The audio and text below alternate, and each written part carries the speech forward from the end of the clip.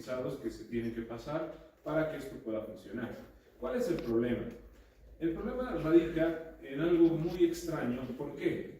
Porque está tratando el Docker, la dockerización está tratando de obtener una imagen que es esta. Ahí lo voy a tratar de hacer grande. Ahí está, ¿no? Estoy tratando de obtener Nginx Stable and Find, que es la imagen que normalmente se utiliza para proyectos en React, ¿ya? Hay varias imágenes, pero esta es una de las más utilizadas y las más recomendadas. Esta imagen, chicos, la baja de Docker Hub, ¿ya? Esa imagen que está ahí, está acá. O sea, si yo agarro, copio esto, y me voy a Docker Hub, y aquí busco esta imagen, y me va a dar resultados de la imagen que yo necesito, ¿ya? Eso es bastante normal y bastante común, porque Docker es como GitHub, ¿no? Es un distribuidor de imágenes gratuito. ¿Saben cuál es el tema? Que cuando está tratando de sacar la imagen, está apareciendo este error. Un expect status 490, muchas peticiones, ¿no? Y no le deja de sacar la imagen. Y esto es súper raro porque estos pipes funcionaban súper bien. Y se han arruinado, más bien se han arruinado ahora y no antes. Ahora, ¿cuál es el tema? Tratando de corregir el problema, ingreso al servidor, ¿ya? Este de aquí, esto es lo que ven, chicos, acá, esta consola es el servidor donde está alojado Jenkins ahorita, ¿ya? Si se dan cuenta, ahorita estoy en un entorno de Amazon, ¿ven? Acá está Amazon, ¿verdad? ¿Ahí se ve? No, creo que no se ve. Está súper lento ese I'm servidor. here. No, vos no te hablar. Joven. Okay.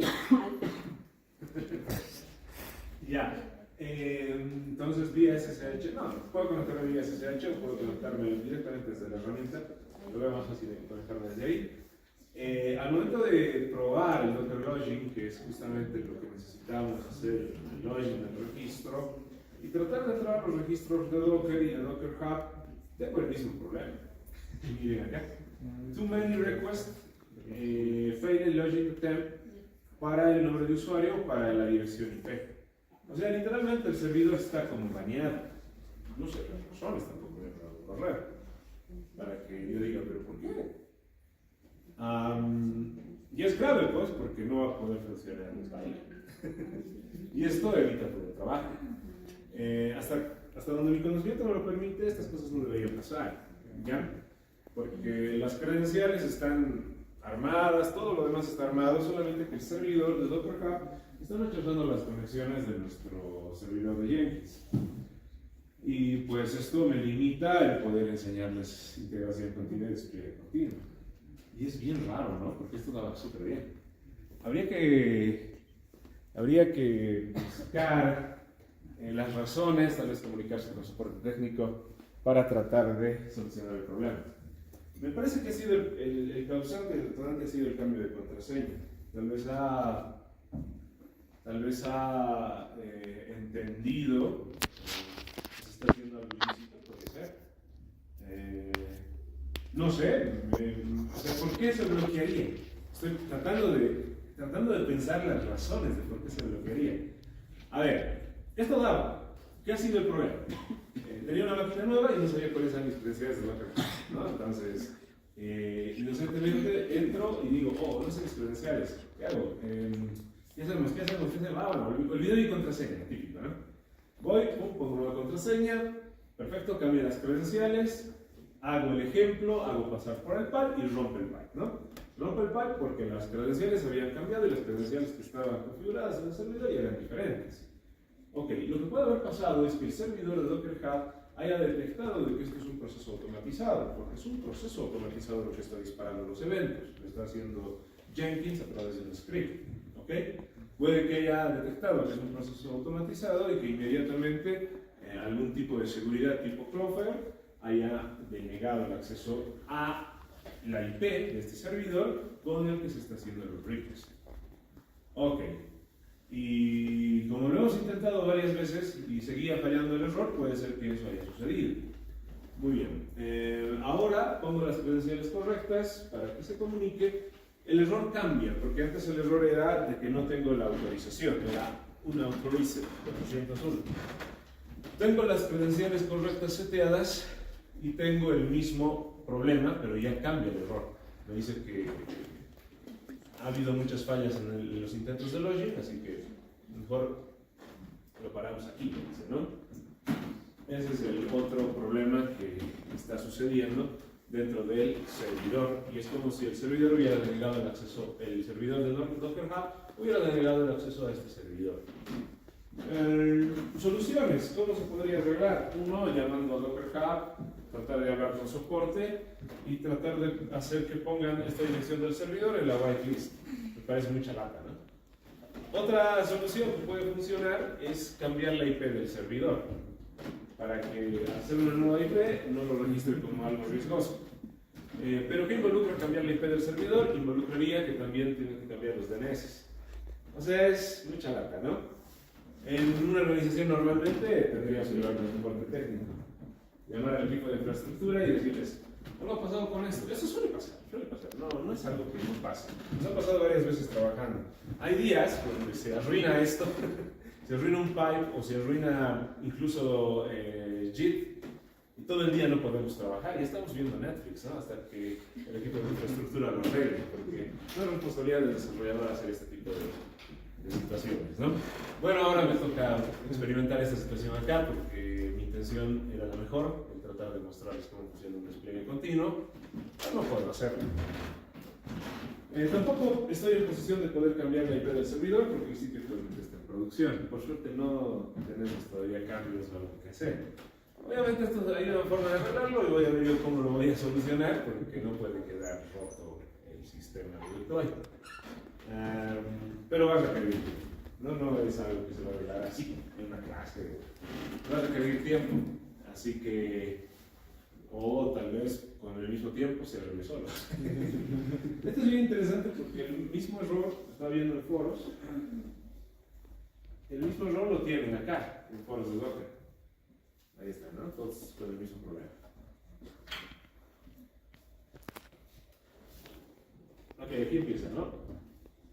Él tiene el 401 sin la autorización. Y casi todos tienen el mismo problema. I have the same issue. Alguien lo resuelto. Igual iba a escribir aquí mi comentario, Same error here. Está todo, ¿no? Todos estamos, digamos, por el mismo, del mismo hilo. No es 2012, pero igual, sigue el error. Así que esto es frecuente, ¿no? Es un enemigo que suele pasar por N razones. Yo ahorita estoy especulando lo que puede suceder y sí, lo más lógico es que se haya bloqueado el acceso directamente a nuestro servidor. Bien, déjame revisar una cosita más, Bueno.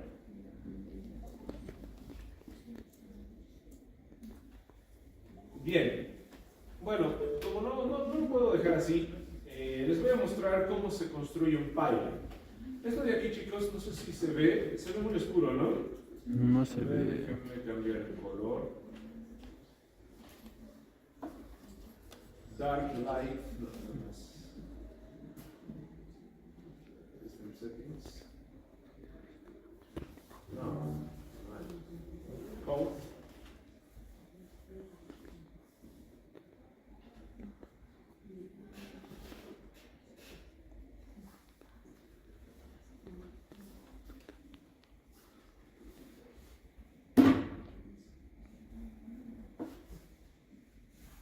Les muestro más o menos, sino les muestro cómo normalmente se configura un pipeline.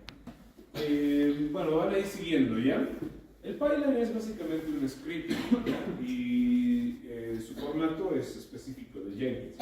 En este caso es el pipeline para una aplicación Jenkins. Como se puede ver, el tipo de archivo que se crea es un Jenkins file, nada más, sin extensión ni nada parecido. Cuando Visual Studio reconoce que es un Jenkins file, nos pone la carita del señor Jenkins ahí. Si se dan cuenta, ahí está, ¿no? Ok. ¿Qué es lo que le decimos a este Jenkins file? Hacer un pipeline difiere en base a cómo está construida la aplicación. Así que no va a ser el mismo para todos los casos.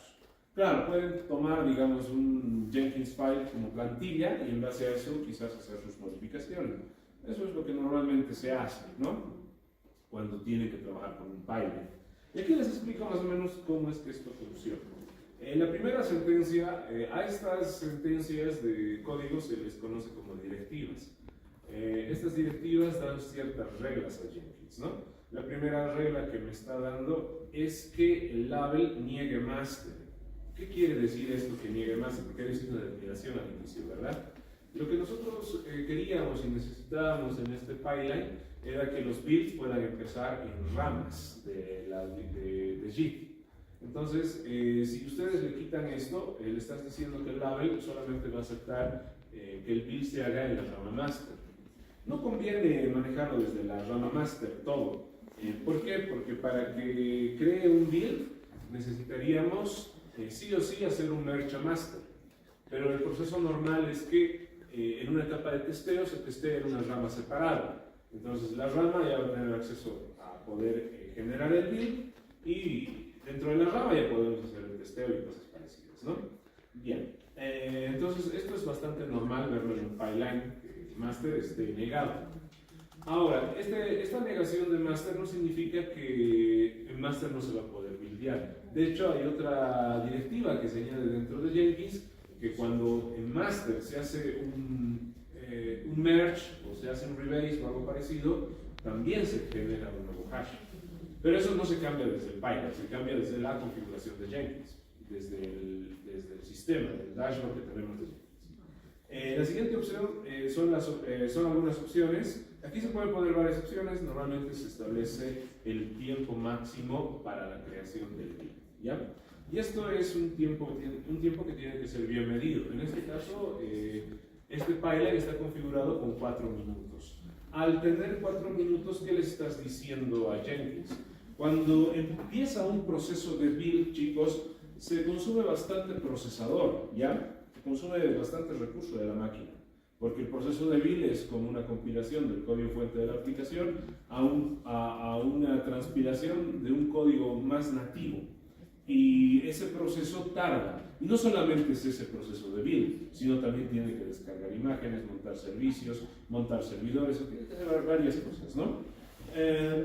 A veces sucede que hay algún código, algún repositorio al que no se puede llegar, al que no se puede alcanzar, y el proceso de buildeo se queda paralizado, ¿no? Entonces necesitamos darle un tiempo máximo. ¿Para qué? Para que si en 4 minutos no ha terminado de hacer el proceso de build, liberamos esa memoria.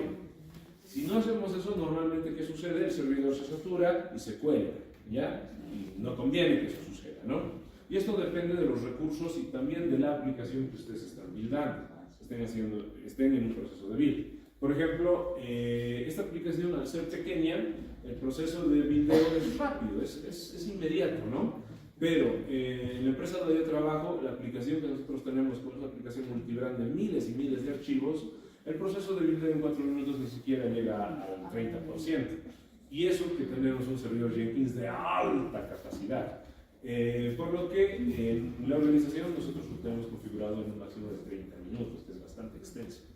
Ya, pero es ahí donde ustedes configuran ese valor. Si ustedes no configuran ese valor, le dan tiempo infinito. El build puede estar días corriendo. Cosa que es algo loco, ¿no?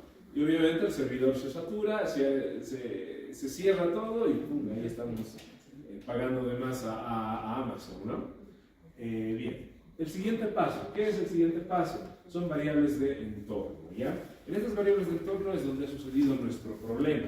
Estas variables de entorno especifican dónde. Ya, vuelvo a repetir. Esto puede ser diferente en otro pipeline. Jenkins es tan versátil que es una herramienta que se puede unir con cualquier tipo de sistema.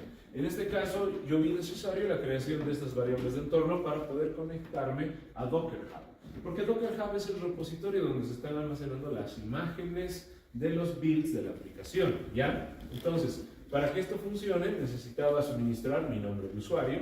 también necesitaba suministrar el Docker, el repositorio donde se está uniendo este file, que sería Magazine SPA, y las credenciales. Ahora, como estas credenciales normalmente no se exponen, porque obviamente sería una falla en la seguridad. Aquí nadie va a poner su contraseña, ¿no?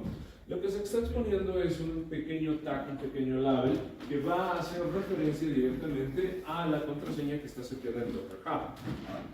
Y en base a una pequeña petición a través de una API segura, va a obtener la contraseña para que pueda hacer el buildeo.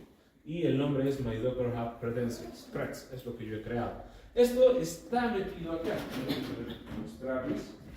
Esto está metido acá. Por más que esté roto, yo les puedo mostrar el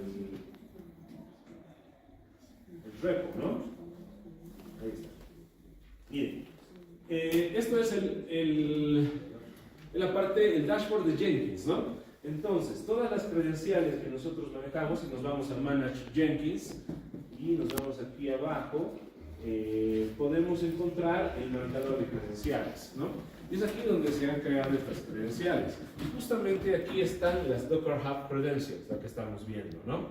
Está haciendo referencia a estas credenciales, y es aquí donde se han configurado las configuraciones necesarias para esas credenciales. El password no se expone. El password está metido aquí y solo los que tienen los permisos más altos de administración de Jenkins pueden ingresar. Y tampoco lo pueden ver.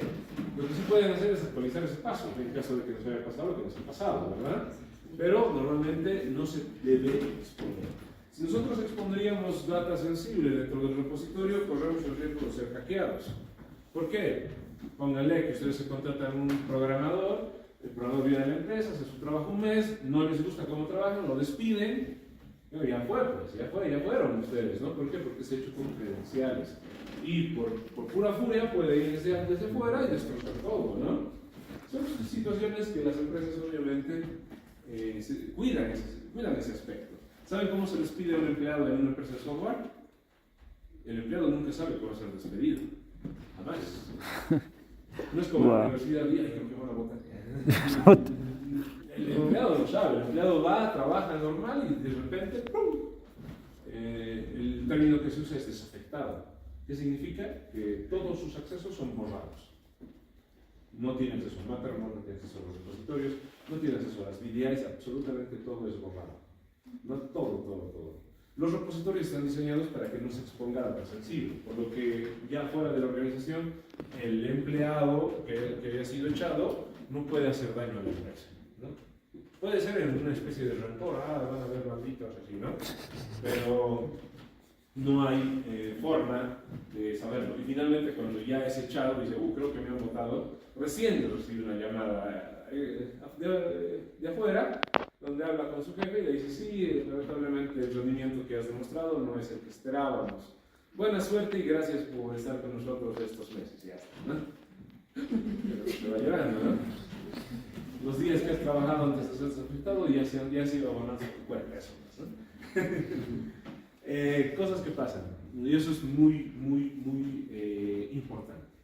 Es muy importante. Y otra cosa que también es muy importante, normalmente cuando también se hacen sistemas, se manejan variables de entorno. Hay un archivo que es el .m que nunca tiene que estar en el repositorio. Ese archivo siempre tiene que estar ignorado, porque igual puede tener información importante para hacer algún tipo de ataque. Aunque no sabemos, uno nunca sabe lo que puede hacer un programador al tener acceso, ¿no? Podría sacar capturas de pantalla, sacarse datos, cosas así. Pero contraseñas sensibles jamás se les da. No se les da. Y no solo eso, por más de que tenga contraseñas, imagínense que él ha hecho una configuración a bases de datos. Imagínense que ha hecho una configuración y tiene una configuración a bases de datos en sí, y tiene contraseñas. Imaginemos que es el caso, ¿no? No puede hacer daño tampoco, porque todas las aplicaciones están, toda la data sensible está con direcciones internas. Así que no, si a él le bloquean el acceso desde afuera, ya no puede hacer nada. No tiene cómo llegar a las bases de datos, porque nunca están expuestas. O sea, es genial. Es genial cómo se hace, ¿no? Y cómo las aplicaciones de afuera pueden entrar a las aplicaciones internas, porque usan proxies reversos. O sea que es mucho más complicado e interesante de lo que parece. Bueno, sigamos explicando este archivo Jenkins porque me parece súper importante, ¿no? En este caso yo había configurado estas credenciales para que comience el proceso, porque es información que necesita sí o sí Docker Hub o el pipeline para empezar a trabajar. Ya, ¿qué es lo que se forma ahora? Se forman los stages, ¿no? El primer stage que tenemos es el checkout. En este checkout solamente se hace una validación del SCM, ¿ya? Que es para verificar que el pipeline esté en condiciones, que la memoria esté en condiciones, para empezar a ejecutar el trabajo. Esto es común verlo en todos los repositorios Jenkins, ¿cierto? Entonces se hace una validación y no solamente eso, este SCM lo que hace es hacer que los jobs entren en cola de espera, de ejecución. ¿Qué sucede? Como hace rato les decía que ejecutar un job requiere procesador, dependiendo cómo esté configurado ese procesador, se pueden programar 2, 3, 4, 5, 10 tareas a la vez. Eso se programa desde el administrador de Jenkins. Y va a depender mucho del sistema en sí. Va a depender mucho de en qué infraestructura está corriendo Jenkins, ¿no? Normalmente es una gran infraestructura. Pero en una organización pequeña, imagínense en una startup donde hay solamente 7 empleados, 7 devs, ya que imagínense que es muy pequeña, dos programadores que quieren ejecutar un job al mismo tiempo, porque uno está trabajando allá, el otro está trabajando allá y todos así codeando, meten el job, entonces tiene que entrar un job, tiene que hacerse y después hacerse una cola de espera para que el siguiente espere su turno de procesamiento y entre, ¿no? El que gestiona eso es esta aplicación, el Checkouts SCM, y gestiona y verifica si la cola está, los recursos están disponibles para ejecutar el job, ¿ya? Y finalmente viene lo que habíamos mencionado, ¿no? En este caso, el siguiente stage, es el siguiente paso, por así decirlo. Estos se van creando, ustedes van creando los stages que deseen. Es el build imagen, aquí se le pone el título para que sepamos en qué estado se encuentra y están los pasos que tienen que ejecutarse, ¿no? En mi caso yo he ejecutado un script y este script ya viene justamente para poder comenzar a sacar ¿cómo lo explico? Para comenzar a ejecutar el código de buildeo. ¿Qué es lo primero que hago? Lo que a mí me interesa para poder hacer este código de buildeo es determinar el hash commit. ¿Ya? ¿Por qué el hash commit es importante? Les había mencionado en cierto momento que lo normal es que quizás lo más adecuado sea tener versionamiento desde las aplicaciones de Docker. Da más visibilidad que un hash commit, ¿no? Es mejor tener, esta es la imagen Docker versión 1.0.1, esta es la imagen versión 1.0.2-rc.1, por decir. Da un poquito más de visibilidad, es un lenguaje más humano, ¿no? Pero como soy perezoso y como estoy haciendo las cosas como se hacen en otras organizaciones, una manera más rápida es quizás sacar el hash commit del repositorio, en este caso de Bitbucket. Bitbucket tiene un sistema que genera un hash por el contenido que se hace dentro de ese código. Y esa característica de Bitbucket es que ese hash nunca se repite, ¿ya? Y al hacer que nunca se repite, nunca vamos a tener el problema de que las imágenes choquen entre sí, porque cada imagen tiene que tener un nombre diferente. Y con esta sentencia de script, lo que estoy haciendo es ejecutar un comando SSH que está ejecutando el comando git rep parse shorthat. ¿Qué está haciendo este comando? ¿Qué hace este comando, chicos? Está ordenando las peticiones del log de git para que muestre el último commit que se ha agregado. Y este get nos va a devolver justamente lo que necesitamos, ¿no? Y está haciendo un trim para que borre cualquier carácter que no queremos, que sea completamente inválido. Y con este pequeño comando estamos sacando el hash del repositorio, ¿no? O sea, qué caso, ¿no? Evidentemente el repositorio. Ojo, nuestro Jenkins tiene que estar conectado con el repositorio para que pueda hacer eso. Si no, este comando no tendría sentido. Una vez que tenemos el hash commit, iniciamos otra secuencia SH de tipo script, porque estos son comandos que uno hace dentro del servidor. Ejecutamos el comando docker build -t. Aquí le pongo el nombre de Docker Hub username, que en este caso, si recuerdan, estaban dentro de las variables de entorno que están acá arriba. Ahí está, ¿no? Docker Hub username se llama Dietmar, ¿verdad? Está sacando ese valor y también está sacando el repo, Docker Hub repo, que sería magazine SPA. O sea, le va a poner ditmar barra magazine SPA y lo siguiente que va a hacer es añadirle dos puntos y es ahí donde le pone el tag. Y este tag es el hash commit que hemos sacado de acá. Vuelvo a repetir, esto podría ser tranquilamente una versión. Y un puntito para que empiece el proceso de buildeo. Y es aquí donde se nos rompe a nosotros nuestro file, justamente en esa línea de código. Si vuelvo acá y verifico qué está haciendo, a ver, acá, ¿dónde estaba mi Jenkins? Voy a entrar a los pipelines rotos, ¿ya? Para que vean el proceso. Voy a entrar a un pipeline bien hecho. Ahora no lo rompa. Y voy a entrar acá, logs. Y vamos a ver acá. ¿Ya? Vean, estos son los comandos que se están ejecutando. Lo que les había dicho, es el git rep parse short ordenado por el head.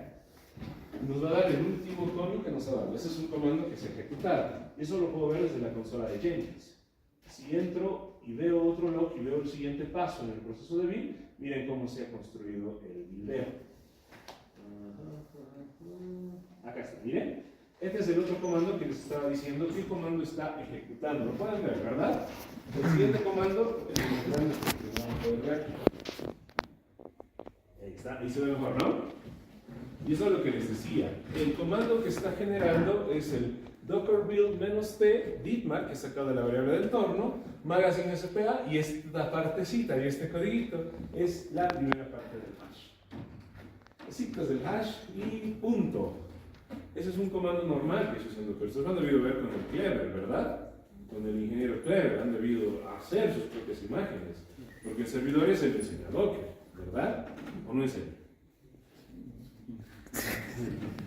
Ese es un comando normal de Docker. Y es aquí donde empieza la acción, ¿no? Empieza a descargar la imagen y esa imagen va a ser en base al Dockerfile que ustedes hayan creado. Y ese es el proceso de buildeo. Eso es lo que se le dice a Jenkins. Se le está diciendo a Jenkins de manera automatizada para que el proceso nunca falle. Hacer este proceso manual, puta, sería una tarea bien horrible, ¿no? No tiene sentido, la verdad. Por eso se hace un pipeline. Y ese pipeline realmente agiliza el desarrollo, porque evitamos que el desarrollador pierda tiempo haciendo eso. Al ver le veo, haciendo eso, buildeando todo el proceso manual. No, eso no se tiene que hacer así. Tiene que hacerse sí o sí con la herramienta. Claro, gasta plata, ¿no? Pero tiene que hacerse con la herramienta para que no exista problemas ni errores. Bien. Entonces esperamos a que todo el comando del proceso de buildeo, que el Dockerfile, que haga su magia, y espera acá, espera. Y cuando termina, manda una notificación de tipo DOM. Cuando nos hemos mandado esa notificación de tipo DOM, recién pasa al siguiente paso. Y el siguiente paso es llevar esta imagen directamente a Docker Hub. Aquí hay un script mucho más grande, mucho más elaborado, como se pueden dar cuenta, ¿no? ¿Qué es lo que se hace aquí? Lo que se quiere es que nosotros podamos llevar este buildeo, porque se buildea, ojo, se buildea en el servidor de Jenkins. Es en un servidor, ese servidor no está diseñado para ser un repositorio. No puede estar eso dentro de Jenkins, ¿ya? Tiene que ser llevado a un servidor externo, que es Docker Hub, que está diseñado para soportar miles y miles y miles de imágenes, no miles, millones de imágenes, ¿ya? En una organización, este servidor puede cambiar. Nosotros usamos Docker Hub, ¿por qué? Porque es gratis. Ya nadie me cobra un peso por usar Docker Hub, a menos que tenga sus problemas y reniegue y me haga el propio servidor, ¿no? Pero en este caso no es necesario. ¿Qué servidores parecidos a Docker Hub existen? Hay servidores de software libre.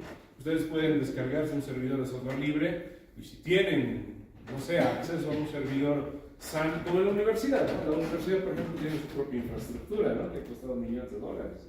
Ha costado cerca de 4 o 5 millones de dólares. Esa infraestructura que tiene está tranquilamente adaptada para que pongan un servidor Nexus y metan gigas y gigas de discos para que haga todo su trabajo ahí directamente, ¿no? La cosa es hacerlo, ¿no? Creo que no lo hacen así. Pero bueno, ahí pueden agarrar un producto como Nexus, que es de código libre, y montar Nexus ahí y utilizarlo como un repositorio privado. Eso hacen normalmente las compañías, ¿no? Nexus o Versátil es otro.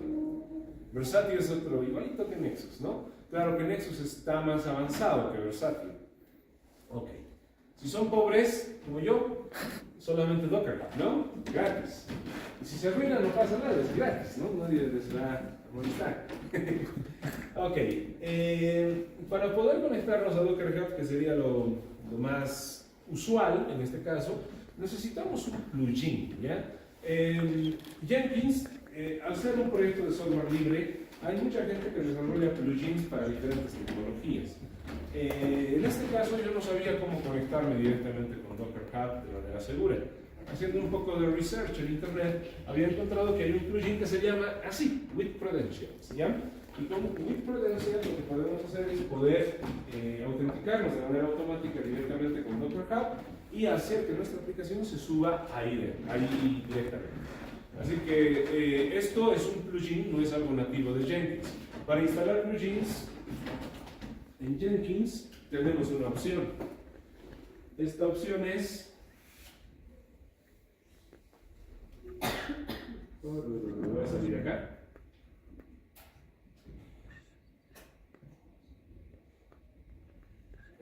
Acá está. Se van a Manage Jenkins. Aquí hay bastantes alertas que voy a revisar, ¿ya? Y se van a ir a...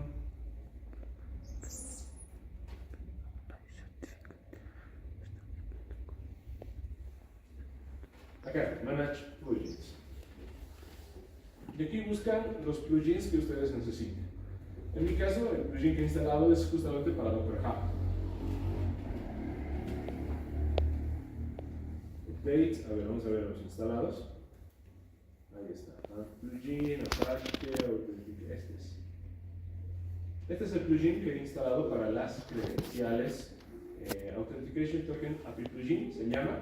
Entonces ustedes simplemente lo instalan, el servidor se reinicia, una vez que tienen el plugin, pueden utilizar. Cada plugin tiene una documentación, o sea, todo el software tiene una documentación, ¿no? Entonces entran a la documentación oficial y preguntan, ¿no? También pueden preguntar al buen ChatGPT. Últimamente he visto que ChatGPT se está equivocando mucho en lo que está hablando y se está inventando mucha información, así que no es muy confiable. No es muy confiable, les puede hacer perder mucho tiempo que no lo crean. Ya es mejor preguntarle cosas que... y especialmente con la tecnología nueva. Cuando no conoce algo, se inventa el desgraciado. Sí. Y les va a dar soluciones que nunca les van a funcionar. Y van a perder el tiempo. Es un consejo que les doy porque yo perdí tiempo así. Ya, en otras cosas que sí conoce, da la información muy certera y es brillante, ¿no? Y lo malo es que ni él sabe si están mintiendo o no, eso es lo peor. Así que hay cositas todavía ahí que hay que ver. Yo les recomiendo que se vayan siempre a la documentación para no perder tiempo, ¿ya? Para no colapsar en el intento de arreglar algo. Bien, volvamos al pipe. Con este plugin de With Credentials ya pueden proceder a hacer la autenticación, ¿no? Como pueden ver, está buscando el Docker Hub Credential ID. Esto, chicos, también está configurado en el repositorio de los passwords de Jenkins, ¿no? Por ejemplo, si yo me voy acá, me voy a Manage Jenkins nuevamente y me voy a Manage User, ¿dónde está?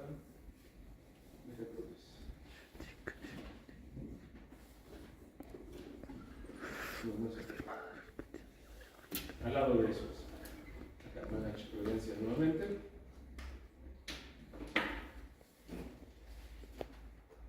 Bueno, no me acuerdo dónde rayos era eso.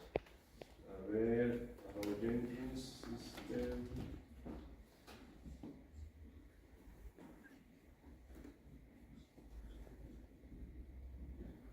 Este creo que es.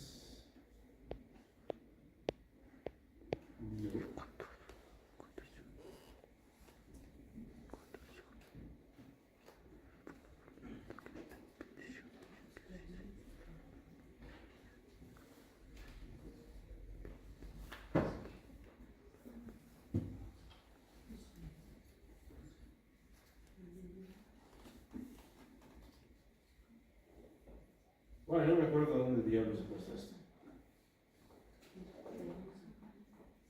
Ah, no, aquí está. Ya, este es Docker Hub Credentials es mis credenciales, ¿no? No sé por qué estaba buscando esto en vez de esto. Claro, esta es la variable de entorno. Esta de acá es esto, ¿no? Entonces con el Credentials ID yo le mando eso y el Docker Hub Password. Este Docker Hub Password también está... este Docker Hub Password, chicos, es el password de Docker. Y esta variable de entorno se crea con el plugin que ustedes han instalado. O sea, siempre va a tener el nombre de Docker Hub Password. Y hace referencia al password que necesitan ustedes para conectarse a su Docker Hub. Lo mismo con el Docker Hub Username, ¿ya? Esta variable no se construye en ningún lugar, sino automáticamente va a sustituir por las credenciales que se hayan puesto acá, ¿no? De las credenciales del Docker Hub, y automáticamente va a pasar la validación. Aquí va a verificar la autenticación utilizando el Docker Hub Username y finalmente va a aplicar el comando docker login -u que pone el Docker Username y el Docker Password. Este es un comando también de Docker y eso nos permite registrarnos al repositorio para poder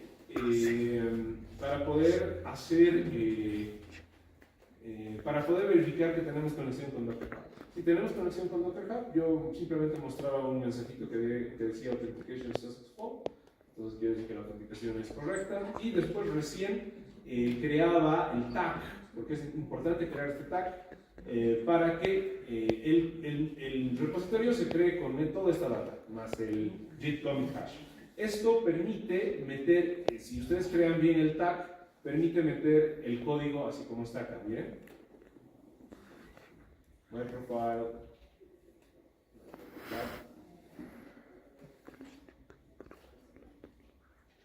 Acá está, miren. Permite poner el código así. Y estas son las imágenes.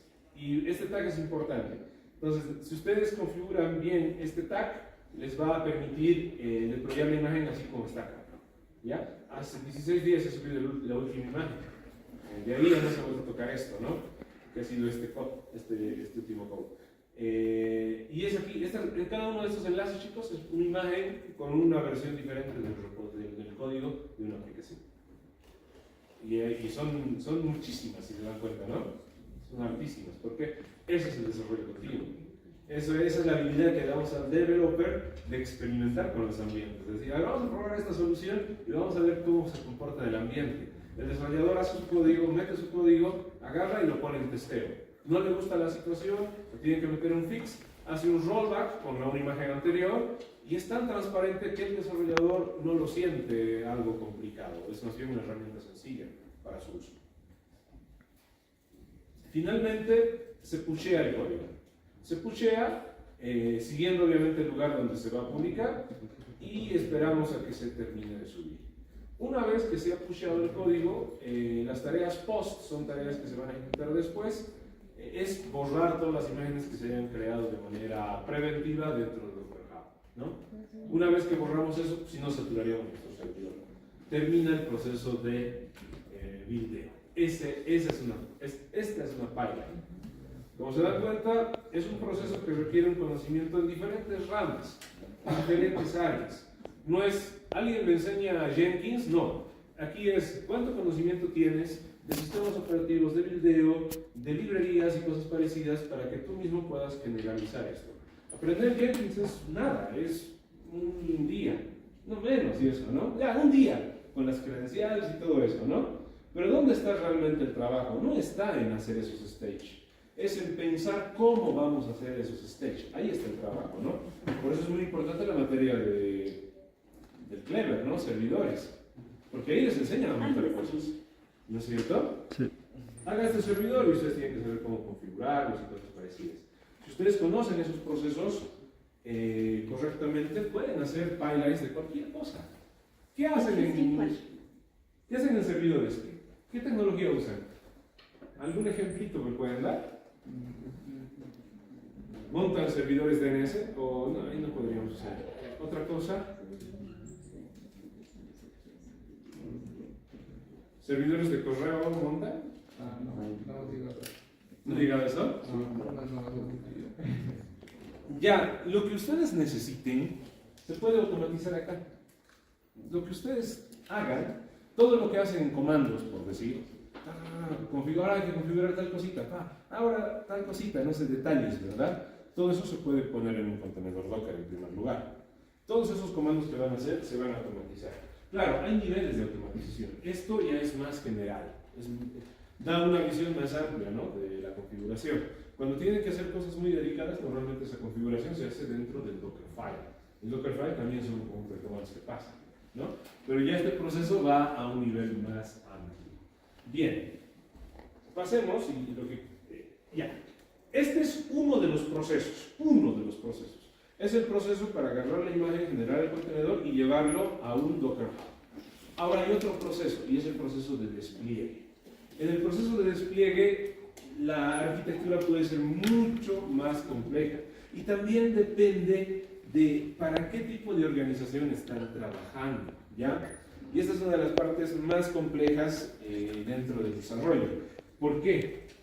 Normalmente, chicos, si están trabajando para una empresa grande que tiene millones de usuarios, el despliegue es una de las cosas más complicadas que existe. Y lo que se necesita es tratar de hacer este trabajo de despliegue de la forma más sencilla posible. Lamentablemente, el ejemplo que tengo para mostrarles no es un ejemplo muy complejo, pero quiero que entren en contexto para entender un poco el tema de despliegue. ¿Qué es lo que sucede? ¿Qué es lo que hacen las organizaciones? Les voy a hablar más de Docker Swarm y no tanto de Kubernetes. Normalmente las compañías montan sus servidores creando un clúster ¿ya? De muchos servidores en sí conectados. A ese clúster lo administran con una tecnología que creó Docker, se llama Docker Swarm. Swarm es nido, ¿verdad? Es un nido de servidores el que se tiene. En ese nido de servidores se pone como que una cantidad de recursos casi limitada, ¿ya? Para que todas las aplicaciones funcionen. ¿Por qué hay tanto poder en eso? La idea es darle el poder al desarrollador de que si hace alguna aplicación, si hace un nuevo servicio, él tenga la habilidad de agarrar ese nido y consumir un pedacito de ese nido de datos. Es más o menos así, dibujándolo a grosso modo. Les voy a mostrar un repositorio ya real de la empresa donde trabajo, para que tengan idea más o menos de cómo es esto. Y también les voy a mostrar un repositorio Made in Casa, ¿ya? Ya, un Swarm es básicamente muchas instancias de servidores conectadas a través de una red mesh, de una malla. ¿Cómo hacen esto? Fácil, ¿no? Se van a compañías tipo Amazon, DigitalOcean y piden estas soluciones de arquitectura.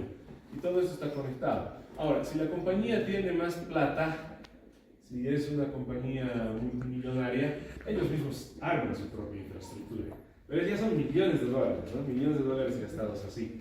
Bien, estos literalmente son servidores que están conectados con fibra óptica, en racks, ¿ya? En racks, como los que están en el data center, pero a más escala,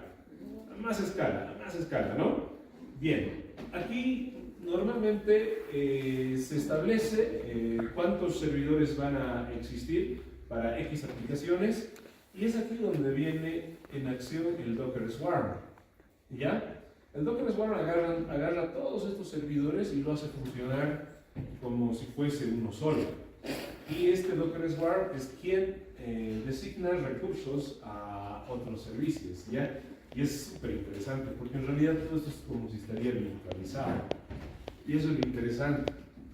Entonces, cuando todos estos servidores, esta conexión de servidores se le conoce como clúster, ¿ya? Si se cae el clúster ya fue todo, ¿no? Esto se conoce, o sea, no veo el escenario donde esto se caiga, ¿verdad? Por eso está conectado así como un mesh. Ok, puede fallar uno, puede fallar otro servidor, pero no tiene que fallar la red en sí. Docker Swarm tiene que ser lo suficientemente bueno para redistribuir los recursos en base a la cantidad de recursos disponibles que tiene. Ahora, esto a nivel físico está armado de esta forma, ¿ya? Ahora, cuando una aplicación se levanta, una aplicación no solo es la parte de RIA, la parte del API, no. Normalmente estas aplicaciones y todo lo que se hace actualmente en el desarrollo de software es a través de microservicios. ¿Qué quiere decir? Que hay un equipo de base de datos que hace un endpoint muy específico para hacer pagos, por decir. Entonces, él hace el endpoint y lo va a trabajar en una especie de microservicio con la tecnología que ellos prefieran y van a utilizar una parte de este Docker Swarm para montar ese microservicio. Como Docker Swarm está, nosotros por ejemplo usamos un balanceador de carga, se llama P5, que balancea, digamos, el trabajo junto con Docker Swarm a todo lo que está acá. No, se llama J5, perdón, no P5, J5, y balancea todo el trabajo que está acá. Cuando virtualizamos alguna aplicación, por decir, creamos réplicas de la aplicación. Existe una opción dentro del manifiesto de Docker que se llama réplicas. Y en esas réplicas designamos incluso cantidad de procesador y cantidad de memoria que se va a hacer por réplica. ¿Y cómo se determina esa cantidad de memoria y esa cantidad de procesador? Se tiene que hacer un capacity plan. Y un capacity plan es hacer varias pruebas de escenarios diferentes utilizando herramientas como Artillery para hacerse ataques de autonegación de servicio y ver cómo va a soportar nuestra aplicación y si necesita más recursos o no. O sea, es algo muy complejo a nivel de ingeniería.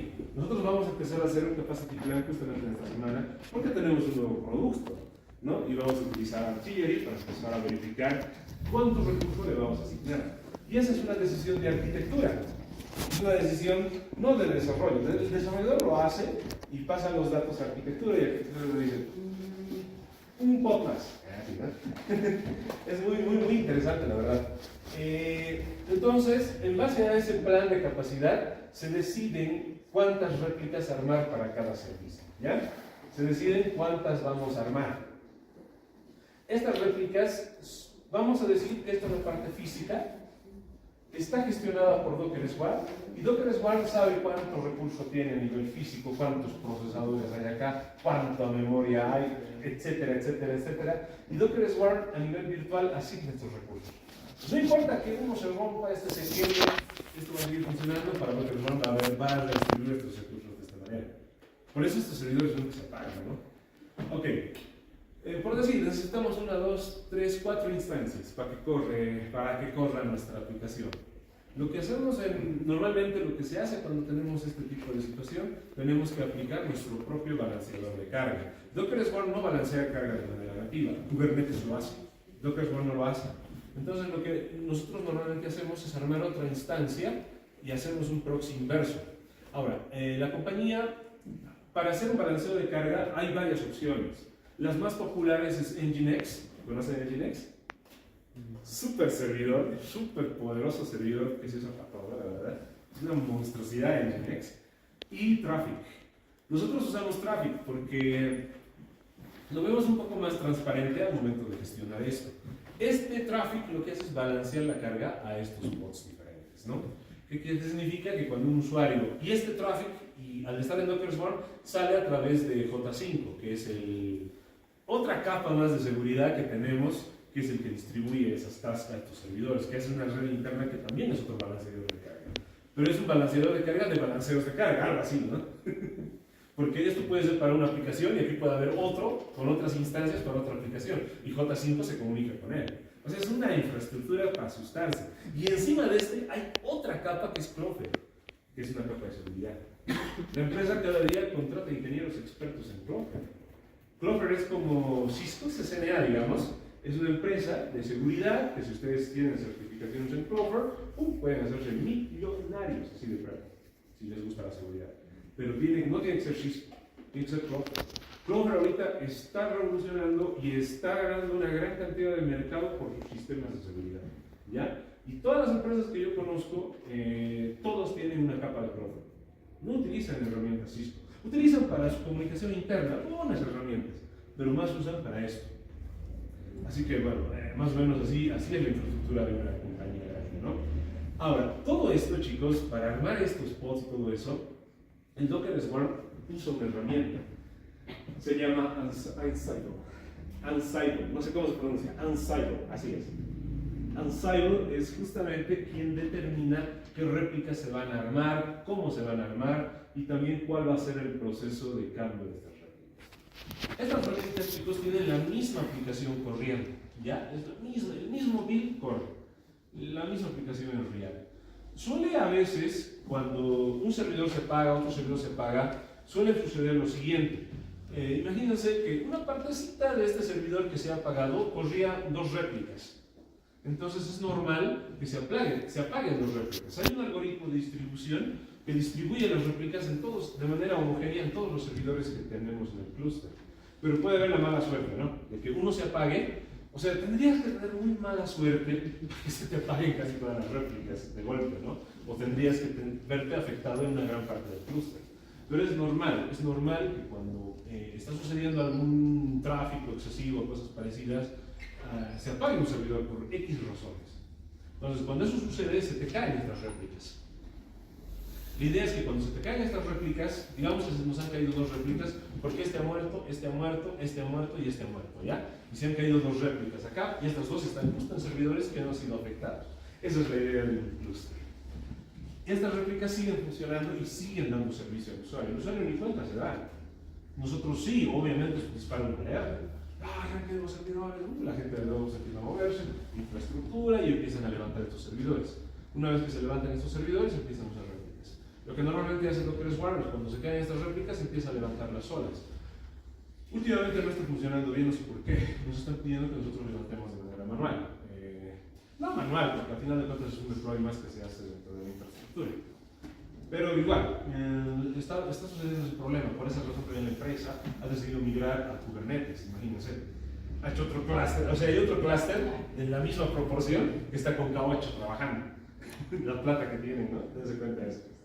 Bueno, y esto no lo va a pagar así nomás, porque casi el 80% de la empresa está corriendo en Docker Swarm. Y así funciona. Es así como distribuye. Ahora, esta distribución equilibrada de estos pods está escrito en el manifiesto de Docker. El programador puede decidir, yo puedo agarrar el repositorio de despliegue y decir, quiero una réplica más porque me da la gana. Listo. Obviamente no puedo hacer eso, ¿no? Va a venir aquí y me dice, ¿por qué no ha puesto una réplica más? Va a ver los logs de JIT y va a decir, es Disney. Y me va a llamar, Disney, ¿qué ha pasado? ¿Por qué no has puesto una réplica más? ¿Sabías que esto nos causa gastos dentro de la empresa? Tenemos que justificar lo que acabas de hacer y me llevo como dicen, un jalón de orejas, ¿no? Pero así de sencillo es, o sea que no necesito meterme dentro de la infraestructura para poner las réplicas que yo necesito. A eso me voy, ¿no? Obviamente no se hace, hay reglas que hay que seguir dentro de la organización, a menos que a ti te digan, haz un plan de capacidad y decidí cuántas réplicas necesitamos. Ahí ustedes pueden experimentar y poner varias. De hecho, eso es lo que vamos a hacer en este sprint. Nosotros vamos a hacer, según Artillery, vamos a ver cuántas réplicas ponemos. Entonces, en ese momento de pruebas, yo voy a agarrar, voy a poner una más. Como si fuese dinámica de sistemas, son escenarios. Vamos a ver cómo se comporta con 2 réplicas y todo se rompe, ¿no?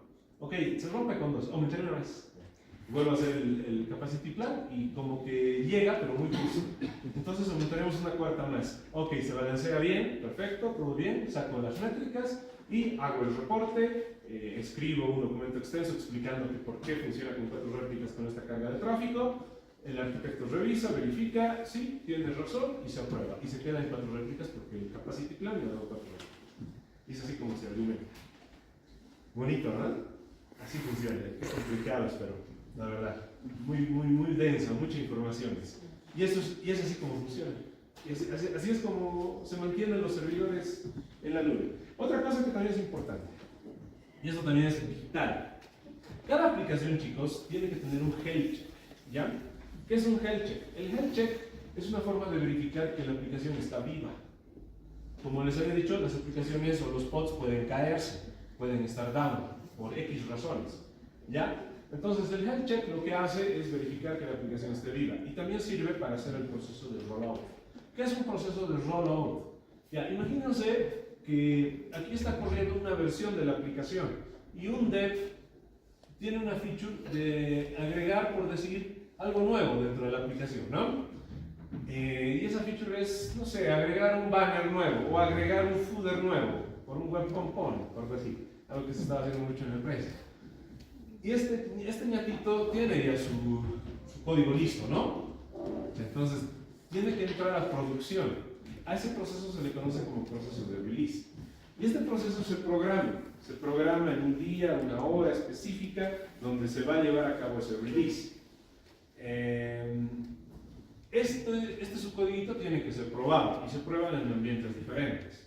Se prueba en dev, que lo puede probar en ambientes de los desarrolladores, que si rompe no pasa pasa nada.